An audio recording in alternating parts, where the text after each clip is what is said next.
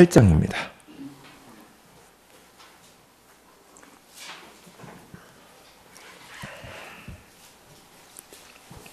오늘 보실 본문은 히브리서 8장입니다. 신약성경 360면입니다. 히브리서 8장입니다.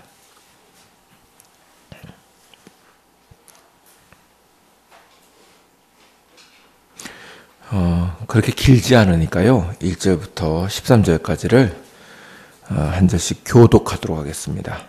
제가 먼저 1절을 읽겠습니다.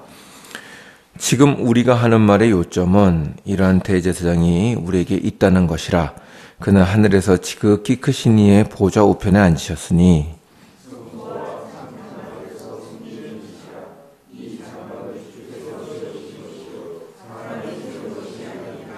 대제사장마다 예물과 제사 드림을 위하여 세운 자니 그러므로 그도 무엇인가 드릴 것이 있어야 할지니라.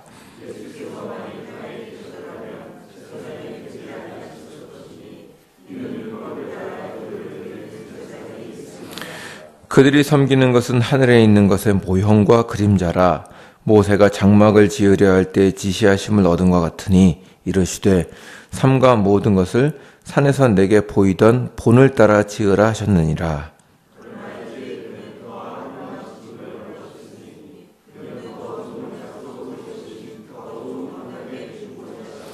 저 언약이 무음하였더라면 둘째 것을 요구할 일이 없었으려니와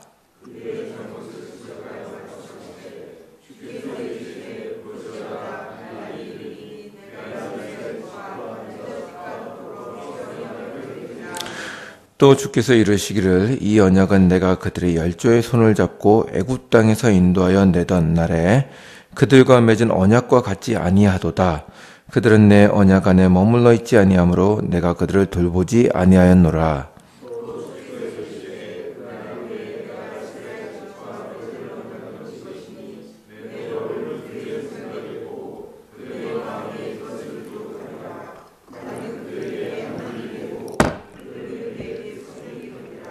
또 각각 자기 나라 사람과 각각 자기 형제를 가르쳐 이르기를 주를 알라 하지 아니할 것은 그들이 작은 자로부터 큰 자까지 다 나를 알미라.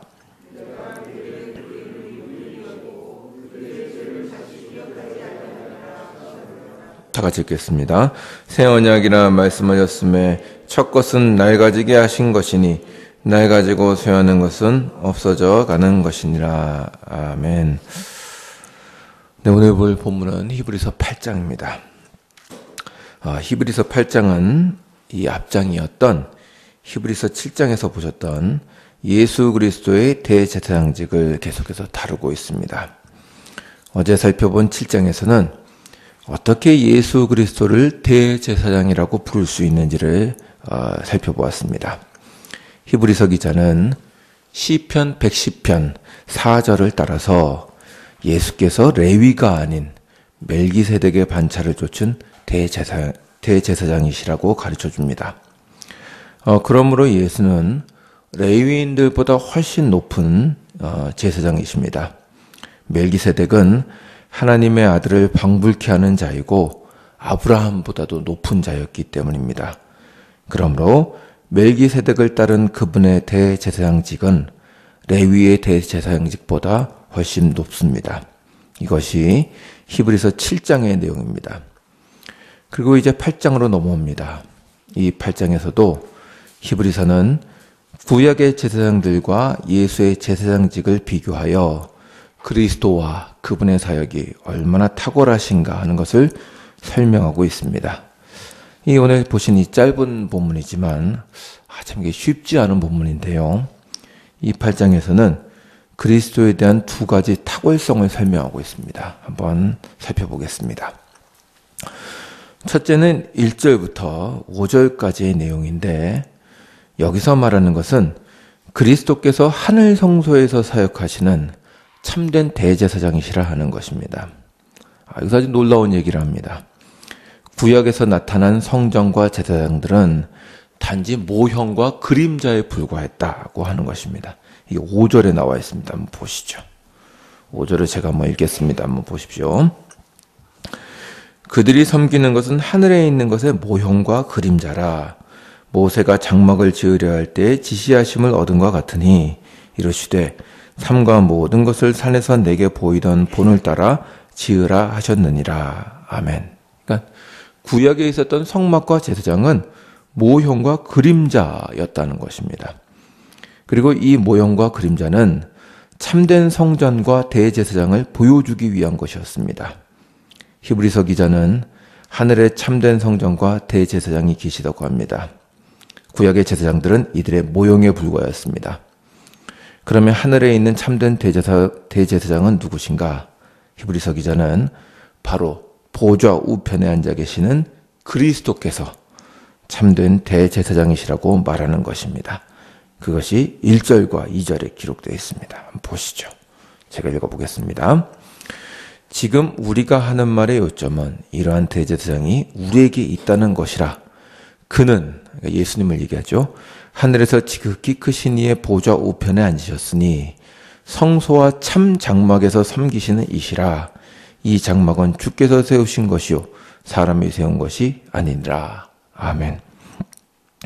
그러므로 예수가 레위 지파도 아닌데도 어떻게 대제사장이실 수 있는가라고 묻는 자에게 히브리서는 그분이 더 승한 제사장이라고 가르쳐줄 뿐만 아니라 이 8장에서는 한 걸음 더 나아가서 오히려 예수가 본체이시고 레위인들은 그림자에 불과했다고 말하는 것입니다. 만약 영원한 대제사장이신 예수께서 속죄 사역을 행하지 않으셨다면 구약의 제사장들의 사역은 아무런 의미가 없었을 것입니다. 근데 이제 이 시간에는 그걸 다 설명할 수는 없겠습니다. 이제 이 내용이 히브리서 9장과 10장에서 이렇게 연이어서 더 자세하게 설명하고 있습니다. 그러니까 한번 내일하고 모레 또 살펴보시면 되겠습니다. 넘어가겠습니다. 이 다음 8장의 두 번째 부분은 6절부터 13절까지, 이제 끝절까지의 내용인데, 여기에서는 첫 언약과 둘째 언약, 혹은 옛 언약과 새 언약에 대한 설명을 통하여 그리스도의 탁월하심을 드러내고 있습니다. 6절과 7절을 보시면 첫 언약, 옛 언약을 이야기하고 있습니다. 한번 보시죠. 6절하고 7절을 보시겠습니다. 제가 한번 읽어볼게요. 그러나 이제 그는 더 아름다운 직분을 얻으셨으니 그는 더 좋은 약속으로 세우신 더 좋은 언약의 중보자시라. 저 첫 언약이 무음하였더라면 둘째 것을 요구할 일이 없었으려니와. 여기 보시면 첫 언약과 둘째 언약으로 이렇게 구분되는 것을 알 수 있습니다. 그러면 이 첫 언약이 무엇인가? 이제 9절 이하를 쭉 보시면 출애굽한 이스라엘이 하나님과 시내산에서 맺은 언약을 얘기합니다. 그때 언약을 맺고 이스라엘 백성들은 10계명을 받았습니다. 그런데 히브리서 기자는 이 언약에 대해서 중요한 말씀을 하는데, 아까 읽으신 7절을 보면 첫 언약에는 어떤 부족함이 있었다고 말합니다. 첫 언약이 완전하였다면 둘째 것을 요구할 일이 없었을 것이다 라고 7절에서 설명합니다. 그리고 6절에서는 이 둘째 언약을 더 좋은 언약이라고 부르고 있습니다. 그리고 이 더 좋은 언약의 중보자가 그리스도시다라고 말합니다. 그렇다면 이제 궁금한 게 생기죠. 도대체 첫 번째 언약에서 어떤 부족함이 있었던 것일까요? 그것이 8절부터 12절까지 쭉 이제 설명되어 있는 내용입니다. 이것은 예레미야 31장 31절부터 34절까지의 말씀을 인용한 것입니다. 근데 이제 가만히 이 인용구를 보시면 알 수 있는 것은 하나님께서 첫 번째로 주신 언약에 어떤 잘못이 있다고 지적하는 것은 아닙니다. 그것보다는 이제 내용을 보시면 구약의 이스라엘 백성에게 언약을 베풀어 주셨음에도 불구하고 그들이 배교하여 실패하고 하나님을 떠났기 때문에 이 첫 언약보다 더 크고 풍성하신 언약을 주겠다는 약속을 주시는 것입니다. 그러니까 첫째 언약이 잘못됐다라기보단 이 정도 갖고도 안 되니 내가 더 큰 걸 베풀어 주겠다라는 은혜의 풍성함으로 나타나고 있다는 것입니다. 이 구절에서 재미있는 것은 이스라엘과 시내산에서 맺은 언약을 뭐라고 표현하셨느냐 하면 그들의 조상의 손을 잡고 애굽 땅에서 인도해낼 때 맺은 언약이라고 말씀하십니다. 한번 9절 한번 보십시오. 이게 좀 아침부터 너무 어려운 얘기, 복잡하게 얘기해서 죄송합니다만 이 내용이 그렇습니다. 9절 한번 보시면 제가 읽겠습니다. 또 주께서 이르시기를 이 언약은 내가 그들의 열조의 손을 잡고 애굽 땅에서 인도하여 내던 날에 그들과 맺은 언약과 같지 아니하도다. 그들은 내 언약 안에 머물러 있지 아니하므로 내가 그들을 돌보지 아니하였노라. 아멘. 그러니까 여기 보시면 첫 번째 언약을 뭐라고 표현했냐면 그들의 손을 붙잡아내던 그 언약이다. 이렇게 얘기를 합니다. 이게 무슨 말일까요? 큰 기적과 능력으로 세세하게 인도하셨다는 것입니다. 10가지 재앙으로 애굽을 치시고 홍해를 가르시고 만나를 내려주시고 불기둥과 구름기둥으로 인도하셨습니다. 마치 어린아이를 잡아 손을 끌듯이 손을 잡고 인도하신 것입니다. 그런데 그들은 하나님의 언약 안에 머물러 있기를 거절하고 우상을 섬겼습니다. 이것은 참 놀라운 일입니다. 하나님이 이스라엘의 손을 잡고 인도하셨습니다. 기적을 보여주셨습니다. 그럼에도 그들은 그것으로 충분하지 않은 것처럼 하나님을 떠났습니다. 자, 그렇다면 하나님의 언약은 끝났을까요? 그렇지 않습니다. 10절을 보시면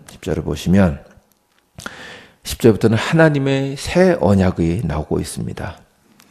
6절을 보면 이 새 언약, 이 더 좋은 언약의 중보자는 예수님이십니다. 그것뿐만 아니라 이 10절 이하에 나오는 새 언약에는 특별한 약속이 있습니다. 그게 아주 감격스러운 약속입니다. 10절과 11절을 한번 보십시오. 제가 읽어보겠습니다. 이게 새 언약에 딸린 약속들입니다. 또 주께서 이르시되 그날 후에 내가 이스라엘 집과 맺을 언약은 이것이니 내 법을 그들의 생각에 두고 그들의 마음에 이것을 기록하리라. 나는 그들에게 하나님이 되고 그들은 내게 백성이 되리라. 또 각각 자기 나라 사람과 각각 자기 형제를 가르쳐 이르기를 주를 알라 하지 아니할 것은 그들이 작은 자로부터 큰 자까지 다 나를 알미라. 아멘. 하나는 10절에는 그분의 율법을 백성들의 마음에 새기겠다고 하시는 것입니다. 그래서 하나님은 그들의 하나님이 되시고 그들로 하여금 하나님의 백성이 되게 하시겠다고 합니다. 또 다른 하나는 11절의 말씀인데 하나님의 말씀이 온 세상에 편만하게 하시겠다는 것입니다. 이것이 예수께서 중보자가 되시는 새 언약의 내용입니다. 그리고 13절 마지막 절을 보시면 히브리서 기자는 구약 백성에게 주신 시내산에서 주신 첫 언약, 옛 언약은 낮아지고 쇠하여 가지만 예수 그리스도가 주신 새 언약은 점점 강해지고 풍성해질 것이라고 얘기합니다. 이상이 8장의 내용입니다. 저는 여기서 이제 이렇게 내용이 좀 복잡합니다만 이 새 언약에 대해서 조금 더 설명드렸으면 좋겠습니다. 이 옛 언약과 새 언약의 관계는 이렇게 짧게 설명할 수 있는 것은 아닙니다. 그래서 이제 자세한 것은 수요일 날 하는 교리 공부 때 좀 자세히 설명하도록 하겠습니다. 그리고 여기서는 히브리서가 강조하는 것을 말씀드리고자 합니다. 물론 옛 언약 가운데서도 하나님은 백성들의 마음을 돌리셨고 그들 가운데 진실한 성도가 나게 하셨습니다. 여러분이 아시는 것처럼 아브라함, 모세, 다윗과 같은 자들이 옛 언약 속에서 나왔습니다. 그럼에도 불구하고 여기에서는 그 옛 언약보다 새 언약이 훨씬 더 풍성하고 복되다는 것을 보여줍니다. 어떻게 복된가? 아까 말씀드린 대로 옛 언약에서는 외적인 기적들이 많이 동반되었습니다. 그리고 그런 기적들로 하나님의 사랑과 능력이 증명되었습니다. 아까 말씀드린 10가지 기적, 홍해를 가르신 것, 시내산에 하나님께서 강림하신 것, 전쟁에서 승리하게 하신 것, 하나님은 이러한 많은 외적인 기적들을 통하여 이스라엘을 인도하셨고 하나님의 사랑을 증거하셨습니다. 그런데 놀랍게도 이러한 기적은 큰 효과를 보지 못했습니다. 그리고 신약시대에 와서는 이러한 기적은 눈에 띄게 줄어들었습니다. 그렇다면 기적이 없어진 것일까요? 그렇지 않습니다. 새 언약으로 와서는 더욱더 큰 기적으로 바뀌었습니다. 바로 10절에 기록된 대로 하나님의 율법을 그분의 백성의 생각과 마음에 기록하시는 것입니다. 구약에는 하나님의 역사가 외적으로 강하게 드러났다면 이제 새 언약 하에서는 외적인 기적보다는 하나님께서 그 백성들의 마음을 돌리시는 마음의 기적이 더 풍성하게 드러나는 것입니다. 새 언약의 특징은 우리들의 마음을 바꾸시는 것입니다. 왜 이렇게 하실까요? 구약의 역사는 외적인 기적이 아무리 풍성해도 그것이 부패한 사람의 마음을 붙잡을 수 없다는 것을 보여줍니다. 출애굽 때 보이신 많은 기적에도 불구하고 애굽은 회개하지 않았을 뿐만 아니라 이스라엘마저 시내산 밑에서 우상을 만들었습니다. 그들은 자기들의 눈으로 하나님이 영광 중에 시내산에 강림하시는 것을 보면서도 송아지를 만들어냈습니다.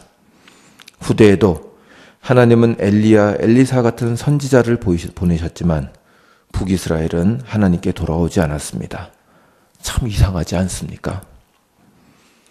우리는 보통 우리의 믿음이 약하고 우리가 하나님의 말씀을 잘 따르지 않는 이유는 증거가 부족하고 능력이 부족하기 때문이라고 생각합니다. 그래서 하나님이 그분이 계시다는 분명한 증거를 보여주시고 문제를 해결할 만한 기적의 능력을 주시면 우리의 믿음이 커지고 하나님을 잘 따르게 될 거라고 생각합니다. 그러나 이것은 큰 착각입니다. 이미 구약의 이스라엘이 그 예를 보여주지 않았습니까? 그들의 문제는 증거의 문제가 아니었습니다. 그들 자신 안에 있는 죄와 우상을 따르고자 하는 탐욕이 문제였고 하나님을 따르고 싶어 하지 않은 악한 마음이 문제였습니다. 우리도 마찬가지입니다. 우리 자신을 보십시오. 부하면 가진 것을 즐기느라 하나님을 섬길 시간이 없었고 가난하면 먹고 살기 바빠서 하나님을 뵐 시간이 없습니다. 증거와 능력의 문제가 아니라 우리 안에 있는 죄와 부패의 문제이며 하나님과 이웃을 사랑할 줄 모른다는 것이 우리의 문제입니다. 그러므로 하나님은 우리의 마음을 바꾸려 하십니다. 새 언약의 가장 큰 기적은 그 백성들의 외면과 조건을 바꾸시는 것이 아니라 내면을 바꾸어 새 마음을 주시는 것입니다. 성령을 부으셔서 옛사람을 죽이고 새 사람을 주시는 것이며 하나님과 이웃을 사랑하는 마음을 주시는 것입니다. 이것이 홍해를 가는 것보다 훨씬 더 큰 기적이며 역사이고 하나님의 백성이라는 증거입니다. 하나님의 백성의 증거는 그가 가는 곳마다 문제가 해결되고 기도를 할 때마다 기적이 일어나는 것으로 나타나는 게 아닙니다. 그 모든 상황 속에서 하나님을 따르며 이웃을 배려하는 것으로 나타납니다. 성도는 사망의 음침함 속에서도 하나님을 따르지만 고난 속에서도 하나님을 놓지 않습니다. 왜 그렇습니까? 하나님께서 그의 마음에 소망이 되시며 그분으로부터만 생명과 진리가 나온다는 것을 알기 때문입니다. 기도를 해서 광야길이 꽃길로 바뀌는 것이 아니라 그게 기적이 아니고 광야길이 바뀌는 것이 없음에도 불구하고 그 광야를 통과해내는 것이 기적입니다. 마치 사도 바울과 같이 말합니다. 그는 하나님의 사람이었습니다. 우리 중 누가 그 사실을 의심하겠습니까? 그러나 그는 평탄한 삶을 살지 못한 분입니다. 동족의 핍박, 교회의 의심, 자기 몸 안에 박힌 사단의 가시, 무엇 하나 그의 일생에서 해결된 것은 없었습니다. 그리고 그 핍박과 의심 속에서도 그는 하나님의 손에 잡혀 그분의 영광을 위하여, 교회를 위하여 고군분투하다가 순교를 당하신 분입니다. 제명대로 못 살았다는 것입니다. 이것이 새 언약을 받은 자의 모습입니다. 마음이 새롭게 된 것입니다. 그리고 그 세 사람을 세상이 감당하지 못하는 것입니다. 여러분, 여러분 모두가 이미 그리스도 안에서 새 언약 안에 계신다는 것을 저는 믿습니다. 그렇다면 이 새 언약을 더욱더 이루어달라고 구하십시오. 이미 새롭게 되었지만 더욱 새롭게 되어 하나님과 이웃을 사랑하며 세상을 이기는 사람이 되게 해달라고 구하십시다. 세상을 바꿔달라고 하지 말고요. 물론 우리는 이 시간 문제 해결을 위해서 기도할 수 있습니다. 육체적 필요를 위해서 기도할 수 있습니다. 나쁘지 않습니다. 그것도 하나님이 기뻐하시는 기도입니다. 그러나 그보다 앞서 우리가 새로운 마음, 그 나라와 그 의를 먼저 구하신다면 하나님께서 더욱 기뻐하시며 충만한 새 마음을 주실 줄로 믿습니다.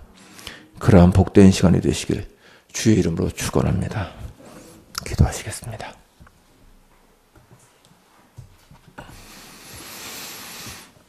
주님, 구약 이스라엘 백성들은 크나큰 기적을 봤습니다.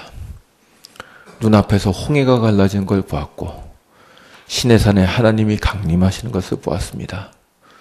그러나 그 큰 기적도 사람의 마음 부패함을 바꾸지는 못합니다. 주님은 더 큰 은혜를 베풀려 하십니다.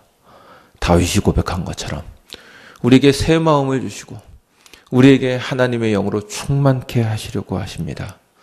이 새 언약 가운데 있는 우리가 더욱더 큰 은혜를 받았사오니 주님, 우리로 새 사람이 되게 하여 주시옵시고 세상이 감당치 못하는 사람이 되게 하여 주시옵소서. 세상을 바꿔달라고 구하는 것이 아니라 세상을 이기는 자들이 되게 하여 주시옵소서. 죄와 싸우며 하나님을 붙잡으며 전진해 나가는 우리 자신이 되게 하여 주옵소서. 이 아침에도 그러한 풍성한 은혜를 줄 줄 믿사오며 예수님의 이름으로 기도드리옵나이다. 아멘. 하늘의